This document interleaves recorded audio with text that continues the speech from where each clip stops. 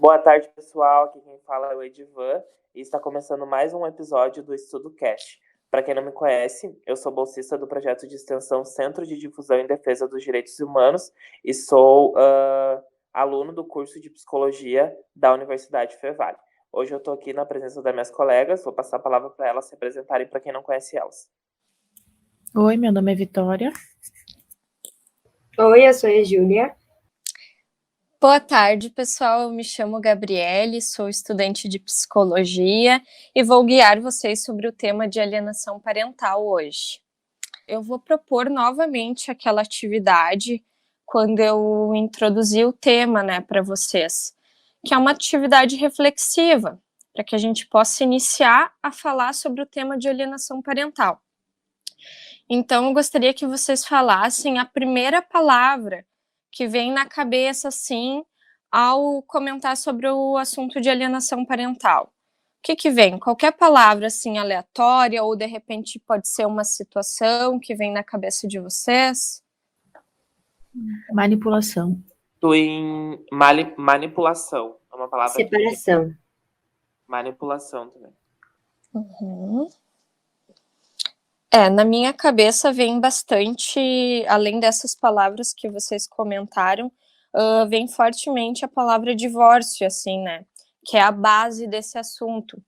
E, geralmente, a alienação parental ocorre quando os pais se separam. Não quer dizer, que sempre vai ocorrer quando os pais se separam. Pode ocorrer até mesmo quando eles estão juntos. Pode ocorrer do pai ou da mãe ficar falando mal um do outro para os filhos, tá? Mas geralmente é quando ocorre o divórcio litigioso ali. Então, mentira, guarda, convivência, relacionamento, interferência psicológica, são palavras que vêm na cabeça. A alienação parental, ela é basicamente a implantação de falsas memórias na criança ou adolescente.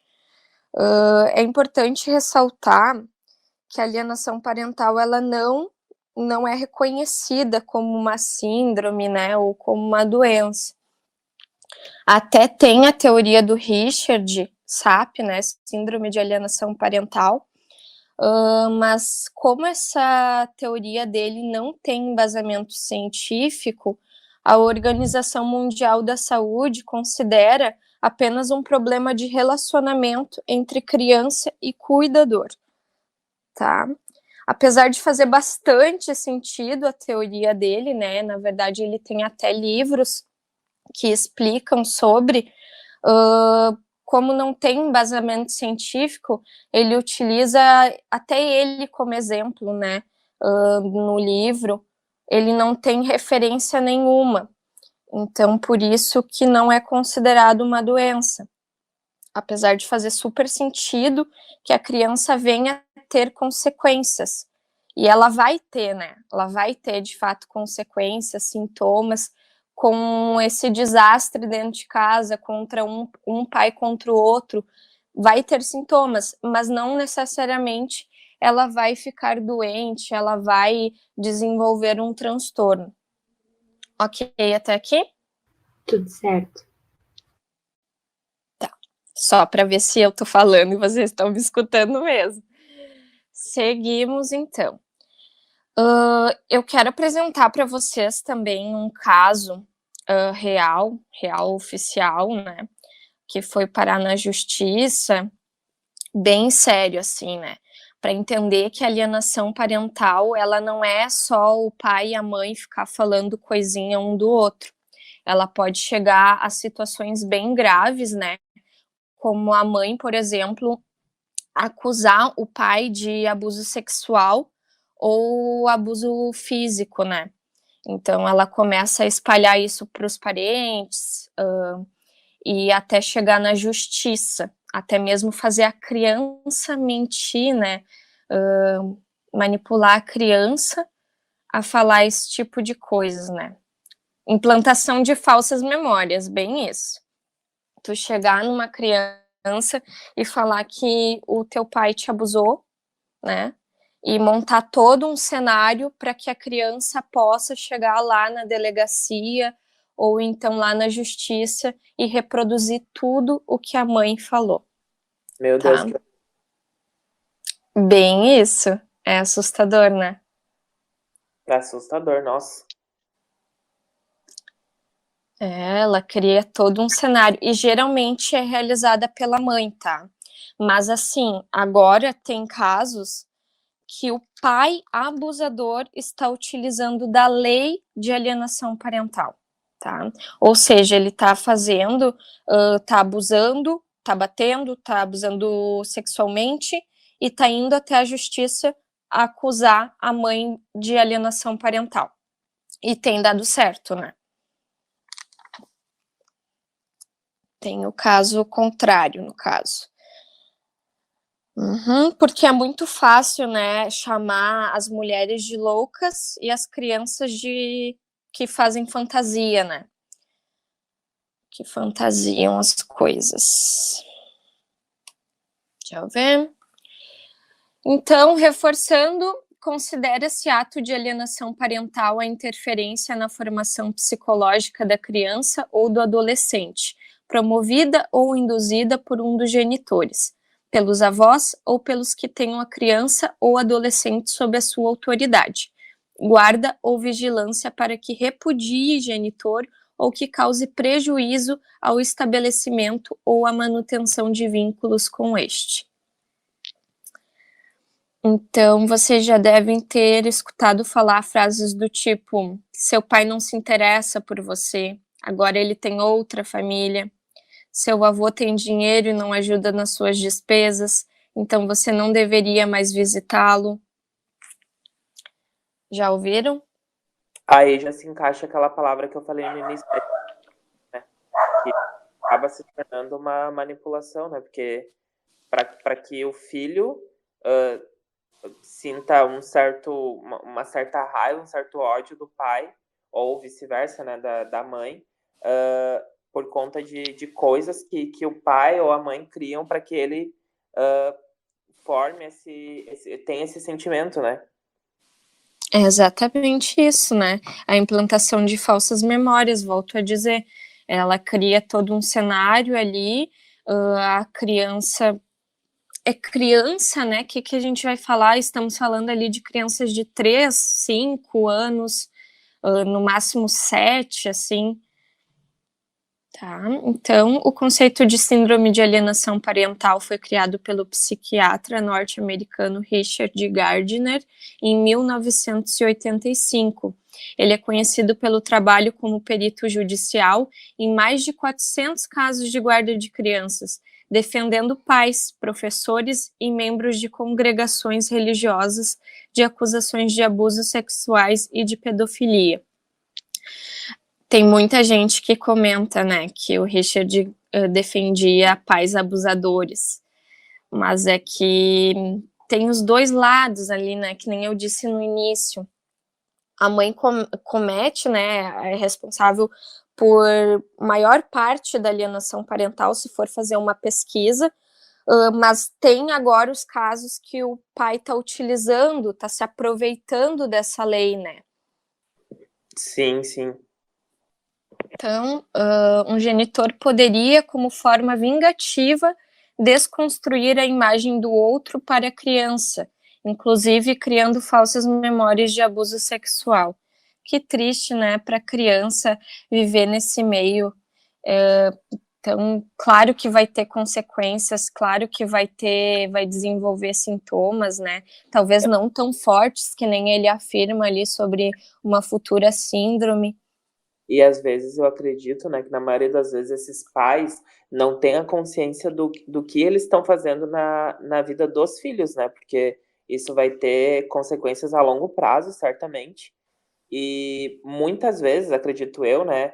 Eu nunca vivenciei um caso de alienação parental, mas eu acredito que muitas vezes esse filho acaba na vida adulta ou até mesmo na adolescência se virando para um desses pais, né? Se virando contra um desses pais pelas coisas que foram feitas a ele nesse momento, né? Então, é bem triste. Sim, não consegue desenvolver um sentimento pelo outro, porque pensa, desde os teus 3 anos, desde os teus 5 anos, a tua mãe tá ali falando, ó, teu pai não presta, ele não paga pensão, ele não faz isso, ele fez tal coisa contigo. Meu, como é que tu vai ter um sentimento por uma pessoa, por mais que seja o teu pai, tu vai ter ele como um monstro. Sim, já cria toda essa imagem, essa figura, né? E é muito difícil desconstruir isso também, né? Porque muito do que a gente vive na nossa infância, a gente acaba levando para a nossa vida adulta, né? Então é bem complicado. Sim, mas eu também penso assim, tá, a criança vai ter consequências. Eu foquei mais nessa parte, né? Nas consequências da criança. Mas eu fico pensando assim, como pode, né, a pessoa assim não aceitar o divórcio, não aceitar a separação e conseguir mentir esse tipo de coisa, sabe? Porque uma coisa é tu, ui, nossa, descobri os defeitos do meu ex-marido só agora, eu vou começar a falar mal dele. Tá, isso já são casos mais normais, assim, sabe? Para pais que são separados, até eu vivenciei um pouco disso. Lógico que meio que um fala um pouco mal do outro, mas agora tu chegar num ponto de mentir que teu filho foi abusado, levar o caso para a justiça, poxa vida, sabe? Segue a vida. Eu penso que essa pessoa ela também tem algum problema, né? Ela vai causar um problema nos filhos, mas ela já carrega um problema muito maior, talvez, com ela.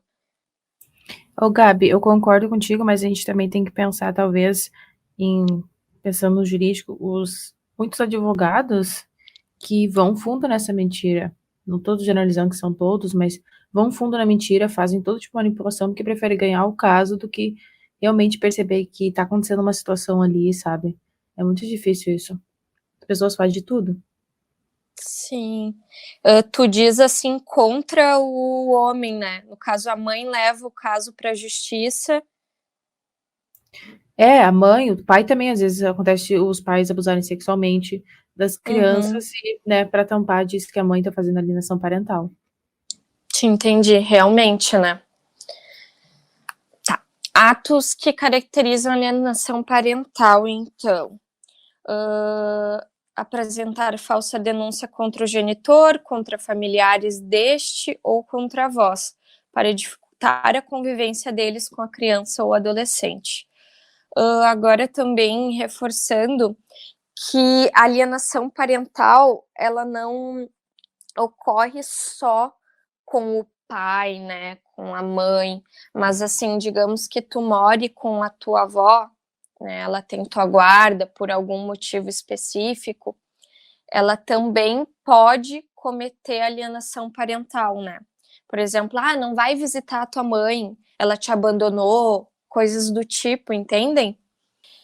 Então, pode acontecer de mudar o domicílio para local distante, sem justificativa nenhuma, visando dificultar a convivência da criança ou adolescente com outro genitor.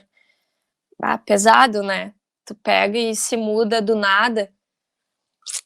Complicado. E quais são as consequências, então, da alienação parental para a criança ou adolescente?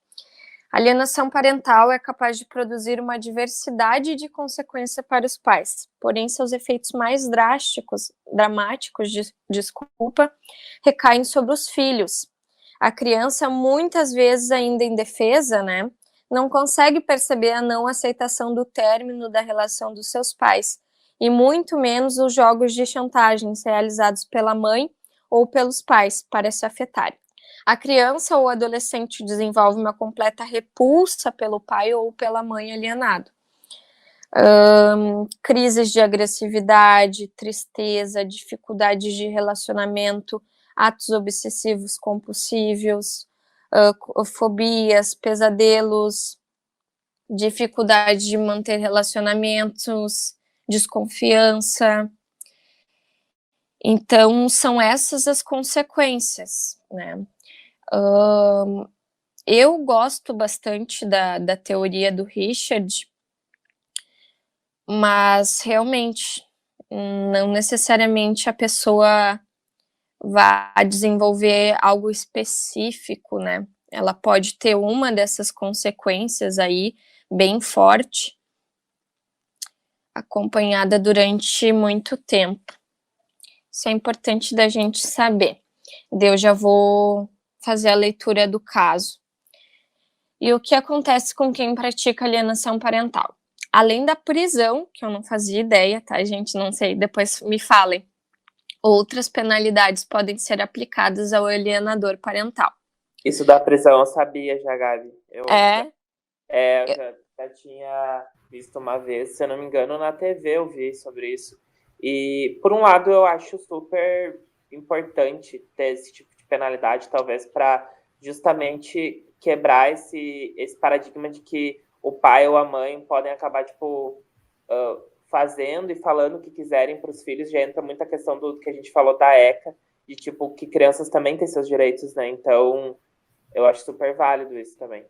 Sim, é verdade. Eu não sabia sobre a prisão, mas acho importante também, como eu já tinha comentado nos nossos estudos, eu tenho um caso de alienação parental muito próximo, né? Que é com o meu irmão, a mãe do meu irmão, e eu acho que se as pessoas soubessem mais sobre isso, com certeza ia coagir mais. Nesses casos mais sérios, assim, que nem eu vou fazer a leitura depois sobre o caso, é extremamente assustador, assim, sabe? Eu fico bem triste depois, como essa criança vai ser, assim, sabe? Não necessariamente reforçando, né, que a criança vai ser uma atormentada, né? Mas é que fica aquela coisa, né? Fica aquele sentimento, aquela dorzinha lá no fundo, e talvez até mesmo as consequências que eu citei, que podem interferir muito durante toda a vida dessa pessoa, né? Pode determinar muitas coisas da vida dela. Então, além da prisão, ampliar o regime de convivência familiar em favor do genitor alienado, né? Estipular multa ao alienador, que deve ser o que mais acontece, tá? A prisão deve ser mais em casos mais graves, que nem eu vou contar o caso para vocês. Determinar acompanhamento psicológico, fato. Determinar a alteração da guarda para a guarda compartilhada ou sua inversão, importante. E aí, pessoal? Vocês têm alguma dúvida? Alguma coisa para pontuar, para compartilhar? Algum caso que vocês tenham vivenciado? As sequelas que ficam na criança, depois que ela cresce, é uma coisa assim que vira uma bola de neve, né? Porque ela não entende, ela cresce, ela tem a mesma relação com outra pessoa, e aí o filho dela vê aquilo e passa pro próximo pessoa que casar, e pro outro, então é muito louco, vira uma bola de neve isso tudo, sabe? Se não é resolvido na hora. Tu diz que pode se tornar um ciclo vicioso? Tipo, ela fazer com os seus filhos? E os filhos fazer com os filhos e seguir assim, ciclo vicioso. Bem isso mesmo. Aquilo que eu tinha comentado que acontece, que é um caso assim particular, né? O meu irmão tem que estar, como ele tem que estar sempre escolhendo, né?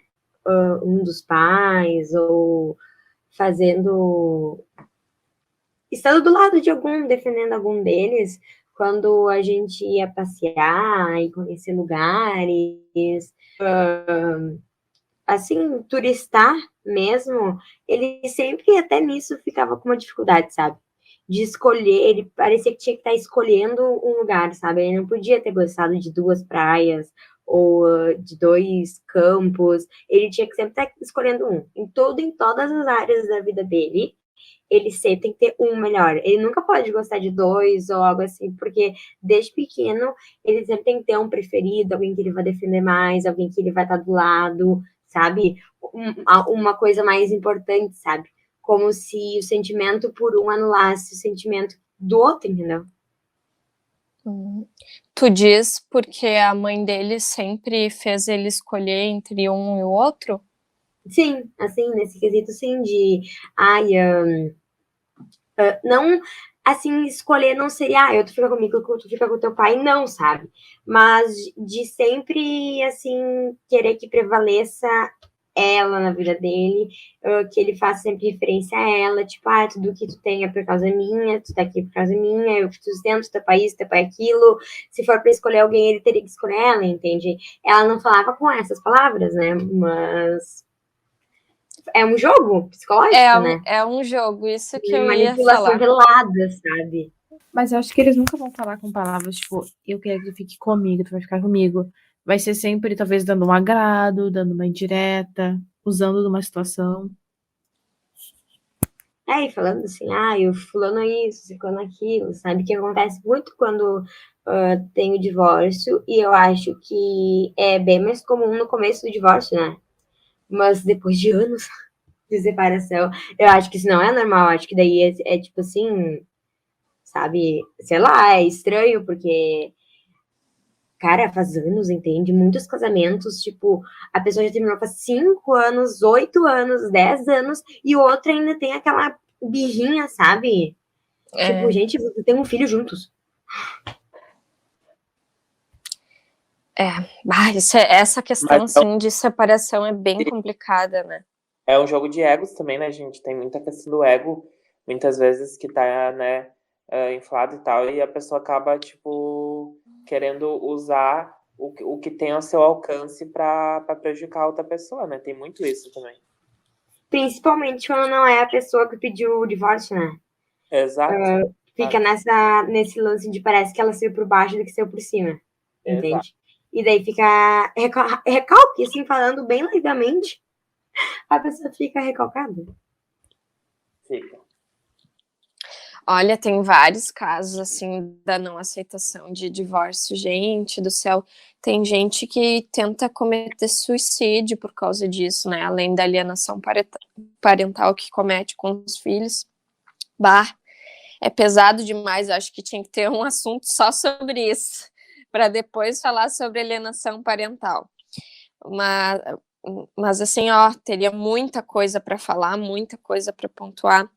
E tem casos, assim, que a criança, né, que a pessoa só vai descobrir lá com seus 18 anos que a mãe fazia alienação parental. Porque daí já tá a bola de neve, que nem a Vitória comentou, procura um psicólogo, né, porque não se sente bem, tem alguma coisa incomodando, procura um psicólogo, conta lá sobre o histórico familiar, e a psicóloga dá a notícia, alienação parental. Então, demora para descobrir, né, que sofreu isso. E daí, além da descoberta, ter que tratar os seus novos problemas. Seus traumas, né? Exato. Eu até cheguei, quando eu introduzi o tema para as gurias, eu comentei sobre um caso que eu conheço. Fica ruim de compartilhar porque são pessoas próximas, assim, mas nitidamente sofreram de alienação parental e nitidamente as consequências. E eu vou dizer assim para vocês, quando vocês forem ter os filhos de vocês, por favor, né? Vocês, por favor. Eu vou bater lá na casa de vocês. Já não vou ter para não ter perigo. A gente já tá estudando justamente para não ter que reproduzir esse tipo de coisa, né? De chegar lá na casa dele e dizer assim, então, você lembra sobre aquele estudo cast que a gente fez sobre alienação parental? Vou lembrar, com certeza.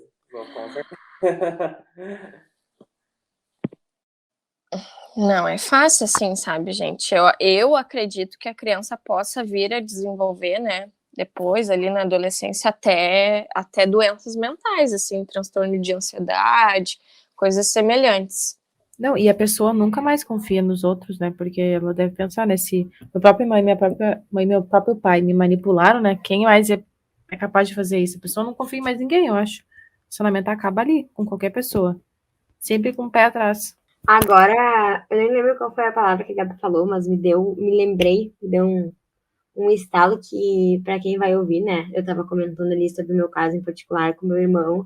O meu irmão também, ele é deficiente, ele tem síndrome de Kabuki, o que também agrava a situação, né? E as tantas outras diversas. Só comentando assim para quem tá ouvindo o podcast, né? A Ju comentou, né, quando eu introduzi o tema sobre o irmão dela, foi bem bom. Curiosidade sobre o caso, então, pessoal. Os pais separam-se, a mãe ficou com a guarda da criança e o pai podia realizar visitas. Um mês depois, a mãe comparece em uma delegacia e denuncia o pai por abuso, utilizando frases do tipo: minha filha estava com dor nas genitálias.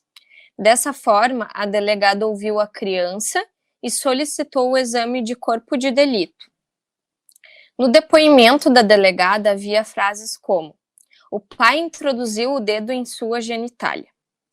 Porém, no exame, não apresenta ruptura.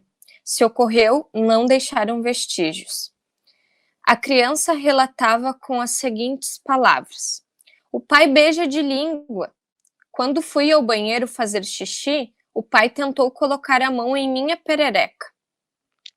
Com essas condições, o pai foi impedido de ver a filha e a menina foi direcionada para fazer terapia tendo apenas 3 anos de idade. Depois de 1 ano, o psicólogo confirma os relatos apresentados pela criança e sua mãe. Decorrido mais um tempo, a mãe e o pai voltaram a se unir, casaram-se novamente e tiveram mais uma filha. A criança, agora com 7 anos, convocada para depor de novo, afirma: essa história que eu beijei na boca e segurei o pipi do meu pai é tudo mentira. Minha mãe tinha raiva do meu pai, pois ele tinha uma amante. A avó da menina também foi ouvida e disse: minha filha é muito ciumenta. O réu sempre foi um bom pai. A mãe escreveu uma carta de próprio punho. Induzia a minha filha a falar que seu pai tinha lhe abusado sexualmente. Vi naquela oportunidade uma possível vingança. Passados 3 anos da carta de arrependimento, que ela escreveu a próprio punho, na frente do psiquiatra, na frente de outras pessoas, ela vem de novo. Separaram-se novamente e, dessa forma, presta novo depoimento. Que o que foi dito era verdade, que seu marido forçou ela a escrever a carta. Pai afastado do lar, está para ser preso, proibido de ver a filha. O que vocês acham dessa história? Essa mulher precisa ser estudada, né? É algo muito fora da realidade. Chega a ser irritante, né? Casaram-se, tiveram filhos, separaram-se, casaram, tiveram filhos, separaram. Tá louco. Imagina a polícia vendo ela vindo de novo, depois de saber que ela estava casada, que ela já tinha ido, falado que era mentira. Sim, é uma novela? Sim. E não tem o que eles fazer, né? Eles têm que anotar o caso, tudo bonitinho, não tem o que eles fazer. Então, o que o psiquiatra desse vídeo pontua, tá? Que para saber se a criança foi abusada ou não, se investiga o pedófilo e não a criança. Porque quem é abusador tem características, apresenta certos comportamentos. Então, o fato da criança estar fazendo terapia com 3 anos é totalmente inadequado, né? E é isso, pessoal. É muito comum a alegação de abuso sexual na alienação parental.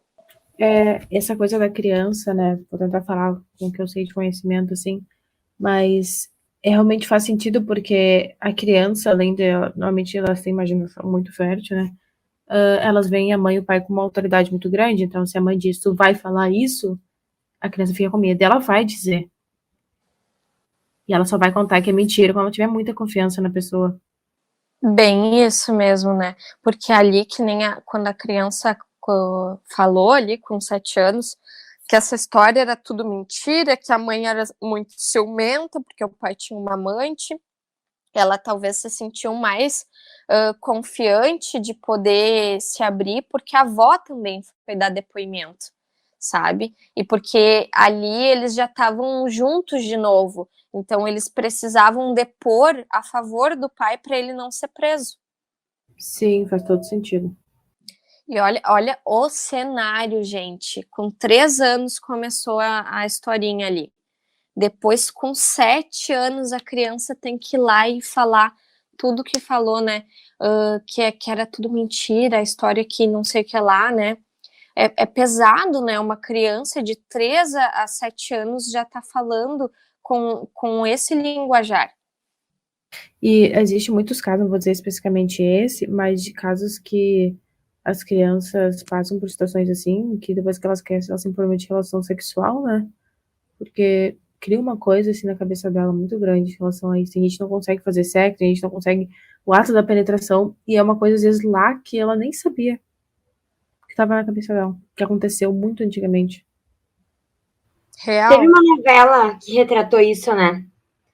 Que a novela das 9 foi bem famosa por essas cenas que a menina foi abusada pelo padrasto e ela nem lembrava mais disso, mas ela tinha muito bloqueio com o noivo e bloqueio com algumas coisas também. Por exemplo, ela não podia ver tartaruga. Depois do próprio casamento, ela tinha muita dificuldade para se conectar sexualmente com o marido. Enfim, N fatores. Que daí ela começou a fazer uma terapia.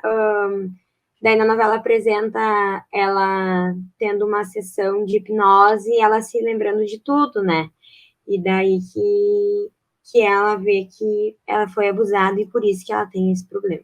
E eu acho que o Ed está tentando falar e a gente não tá vendo ele, mas Oi, dá pra ver que agora. Não, eu tava concordando contigo, Ju. Essa novela, se eu não me engano, é Do Outro Lado do Paraíso, né? Eu assisti essa novela e esse núcleo me chocou muito, assim, tipo, tanto que tem lá pro final da novela a cena do julgamento dele e ele super sarcástico, assim, debochando da situação. É bem, bem tenso, assim, sabe? Eu lembro dessa novela. E ele era policial ainda, né? Que dificultou todo o processo. É coisa de novela que eu vou dizer, porque eu sou muito noveleiro, então eu sei tudo de novela. Mas deu muita polêmica essa novela também, né? Eu lembro que ficaram muito bravos porque a novela, tipo, não levou a personagem a uma psicóloga, levou ela a uma coach. Ah, não sei se é. Da pessoa falou coach? O que é coach? A coach que até, se eu não me engano, não é a atriz, a protagonista. Eu acho que era até a protagonista que fez isso, se eu não me engano. Não, não era ela, era outra. Outra coadjuvante, ó. Eu não lembro exatamente. Então era isso, pessoal, da minha parte. Eu adorei poder compartilhar com vocês as minhas procuras pela internet. Assisti alguns vídeos, realizei algumas leituras. Eu não sei se vocês querem trazer mais alguma situação, querem questionar alguma coisa, de repente eu consiga responder. Eu acho que eu tô claro, Gabi, ficou tudo bem claro, com certeza. Bom, então, chegamos ao fim de mais um episódio aqui do Estudo Cast. A gente quer agradecer a presença de todos que estão aqui e também os que estão ouvindo a gente. E até uma próxima. Fiquem bem e tchau, pessoal. Tchau. Tchau, obrigada.